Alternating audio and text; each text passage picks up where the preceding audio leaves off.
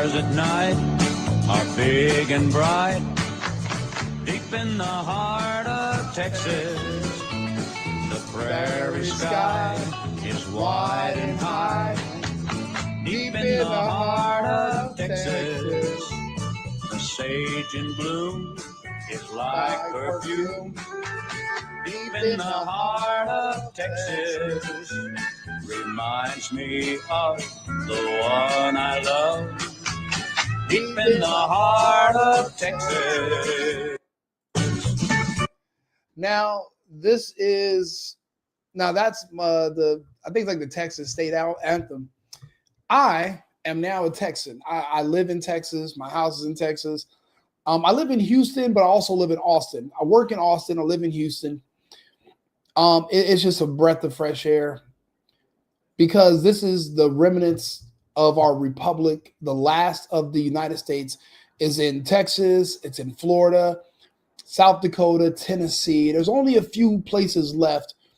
We're going to have to take back the rest of our country.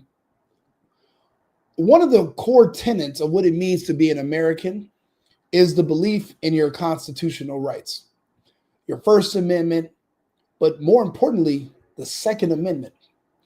Now, a big part of being an American and living in the United States is you're supposed to have the ability of self-defense. Other countries don't have that. You're either a victim or you're the criminal, and the criminals have a lot of the protections. That's the way it is in a lot of the United States, unfortunately, right now. In New York, I'm doing the video is going to be, that's coming up directly after this, is about a man who defended himself against home invasion robbers in New York. And even though he was able to get acquitted because of self-defense, they found a loophole saying that his gun was not registered. And they're going to give the man 4 years in prison for self-defense. Now, where I live at in Texas, that's something we don't have to worry about. But go on, listen to this story.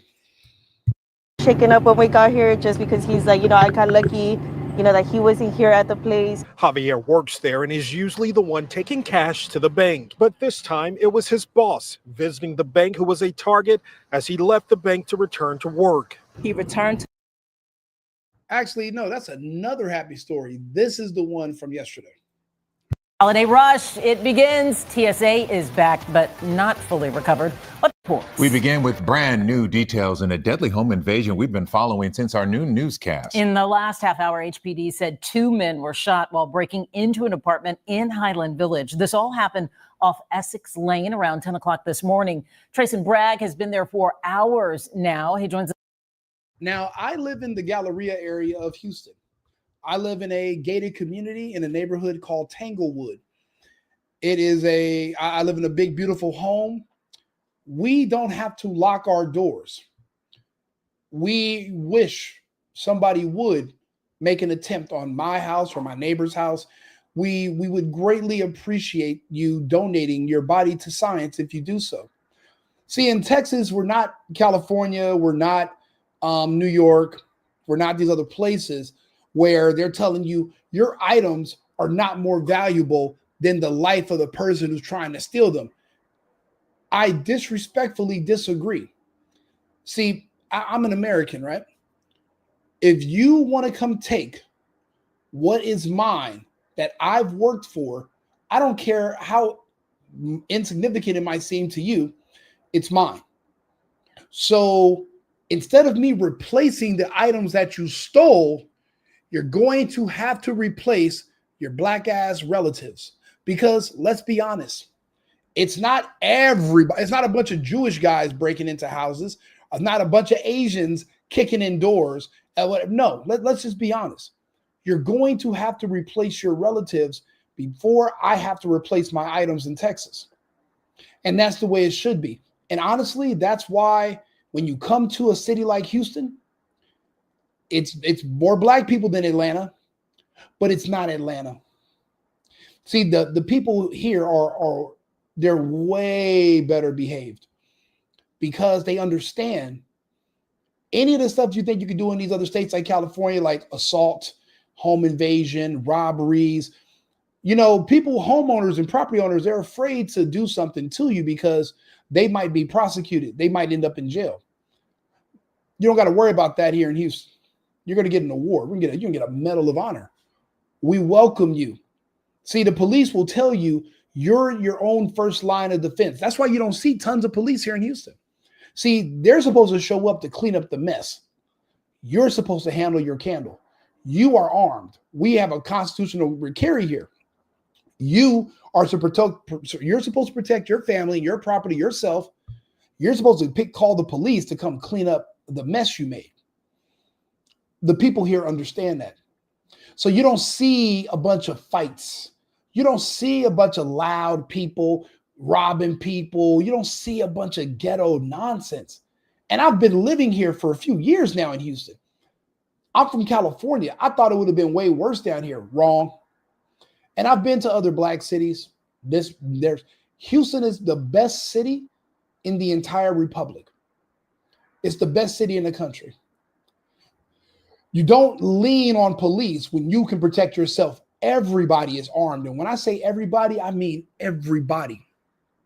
So the crime you're going to see in other cities rampant in the hood, you're not having those problems here. You know, when Houston was real bad once upon a time, it was before Katrina. After Katrina came, all the real ghetto, the real hood people from New Orleans all got shipped to Houston. And Houston used to have hoods and gangs and different sides, and they used to beef with each other. And they used to be ghetto. But when they seen real ghetto people came and those New Orleans people started kicking the shit out of these Houston people and robbing them and beating them up and taking their stuff and selling drugs and all, the Houston population decided they are going to come together. No more gangs, no more. We're just Houston. And they ran those New Orleans people the fuck out of here. And after that, people started doing business and they wanted to be professionals. They didn't want to act like those people. Because, you know, when you get around real ghetto people and you start looking at like, is that how we act? Is that how we? No. Houston people are better than that now. And you have the invasion from New Orleans to thank for it. But because of the laws here in self-defense, there's not a bunch of like the stuff we have in California, the flocking, the home invasion robberies and all that. We don't have those issues down here. Because good luck if you come out here looking to do that. And it'll be and you will have luck. You will luck up on something. This live with the details he just learned. Fill us in, Trayson. That's right. Well, we're learning from police that shooting actually took place right here at the Gale Apartments that you see here behind me. Police say it took place around 10 this morning. Take a look at what the scene looked like earlier today when we first arrived. Here's what we know so far. I know exactly where these apartments are. These apartments are literally not that far from where I live. This is about 6-7 minutes. I think there was a girl I used to date named Ashley. This is where her and her dog used to live, in these apartments. That is insane. I know where this is. Now, investigators are telling us that 3 men used a piece of concrete to force their way into a unit they were attempting to burglarize. They say a man who lives inside that unit realized what was happening and grabbed his gun, shooting 2 of those suspects. One died here at the scene, according to police, and the other was pronounced dead at a hospital. Bravo. Well played. You know what? We got to go back to the anthem.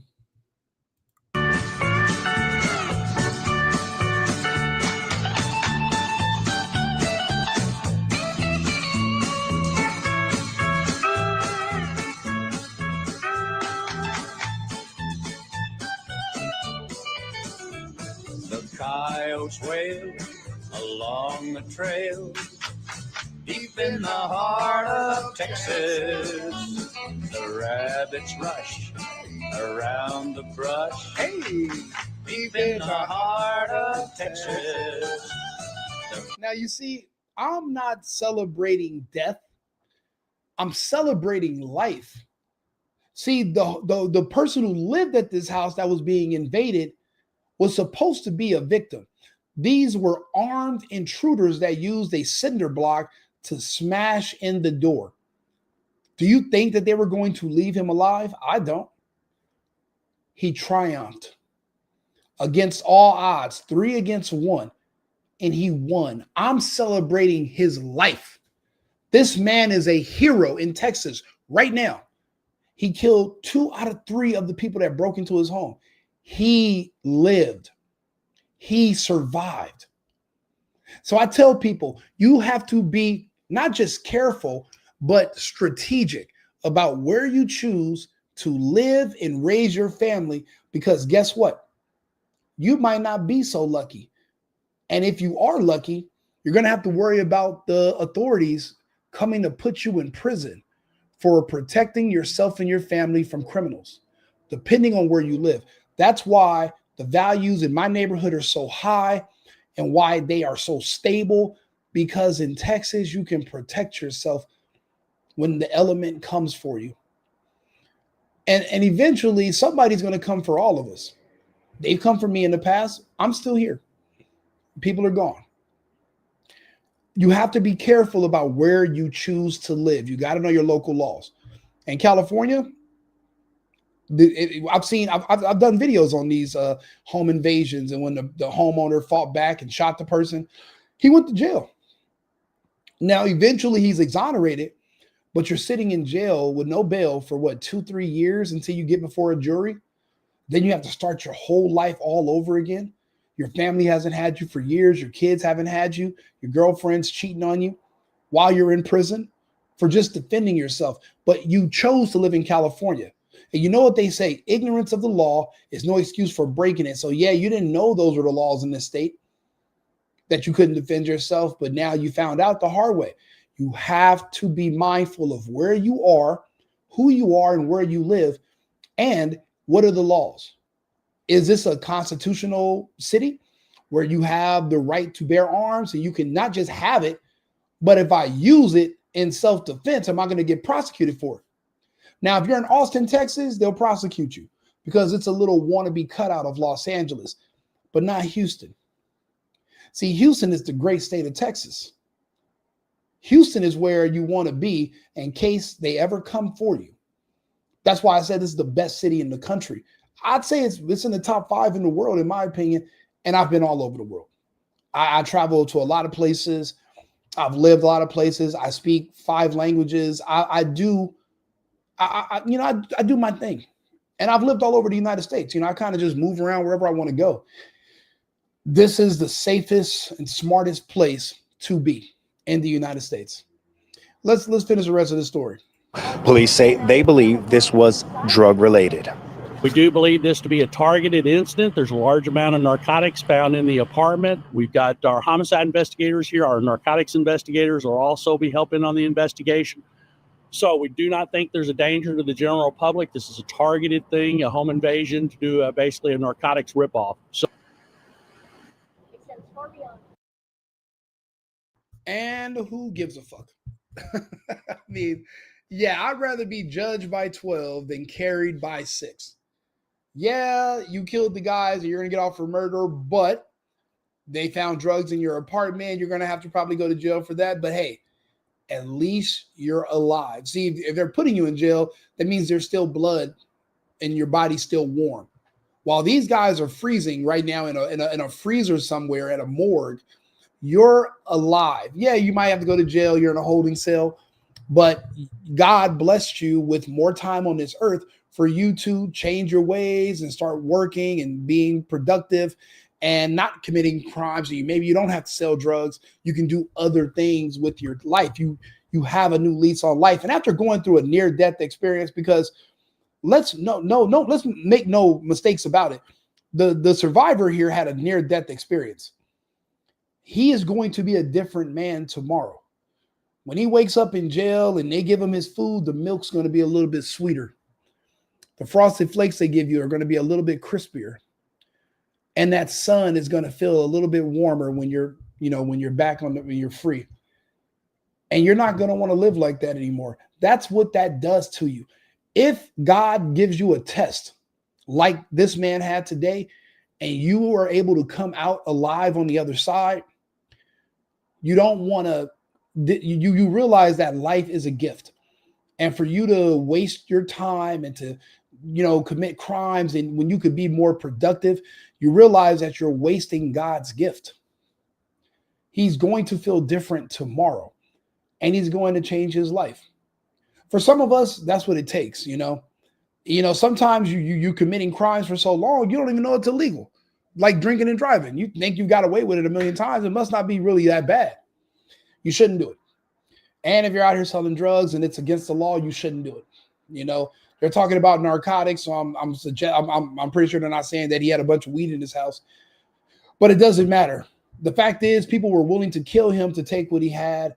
Maybe you shouldn't have that stuff that people want to kill you for, but if you're willing to kill somebody, then, I tell people, whenever you have an altercation or the rules of engagement, no matter how many people you're with, how many guns you have, your odds never change.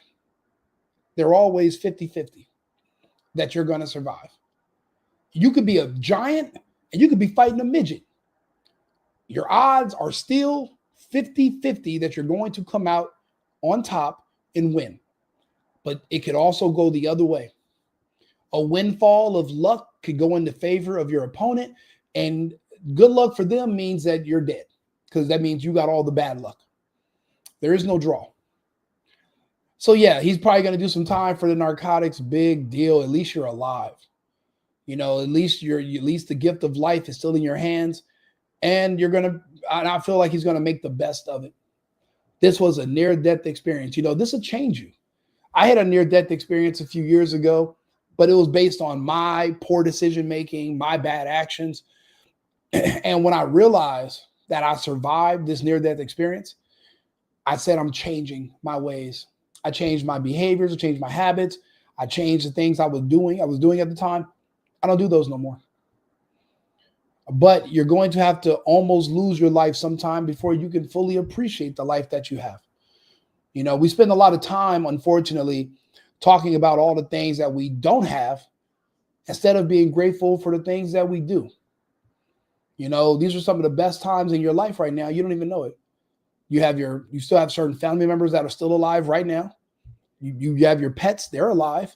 There's things that once you lose them in the future, you'll realize that right now, the times that you're taking for granted, that you're complaining about, these were the best times. Whatever this man was wrapped up in, even he wasn't willing to lose his life over it, and he protected himself. One day you're going to be tested. You're going to have to do the same. Make sure you're in a place where you can survive the test.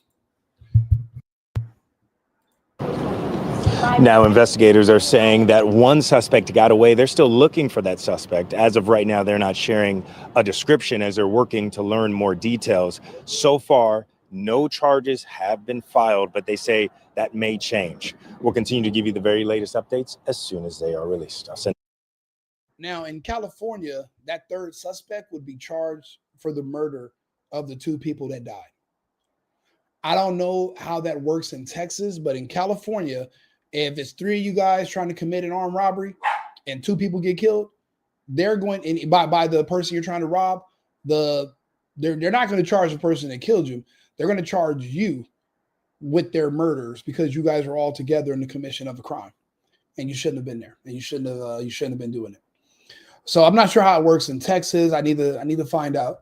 But I'm just glad the man's alive, and that's why we celebrate with the Texas anthem. Boys cry yippee-yi, deep in the heart of Texas, the doggies bawl. Deep in the heart of Texas,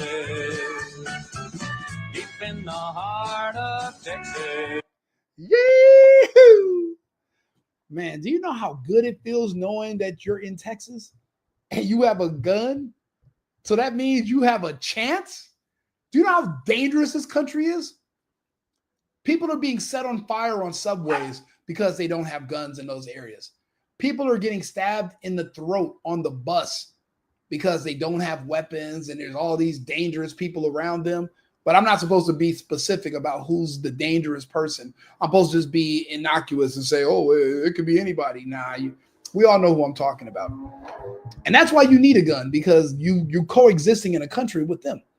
And you got to be careful. They're dangerous. So, and, there's a lot of crazy people out here that are willing to do whatever for $1, and they'll do you. People are out here, think about it. You're trying to rob somebody. If you kill them, you don't know how much money they have on them. You might have only done it for $5. So that means your life wasn't worth anything to these people. Make sure you live somewhere where you can protect yourself. Don't be a victim. I'll be back on live in about 20 minutes with the story about the unfortunate man in New York. People sent me that yesterday, and I want to do a segment about it. So remember, America first, America only, and I'll be back shortly. I've been needing to find a new apartment, which has not been easy with credit as bad as mine. Luckily, I found cosigning.com. They connected me with a cosigner who helped me get my dream apartment for me and my dog. I just paid a small fee and was able to move in fast. Get the cosigner you need for the apartment you want. Check out cosigning.com today.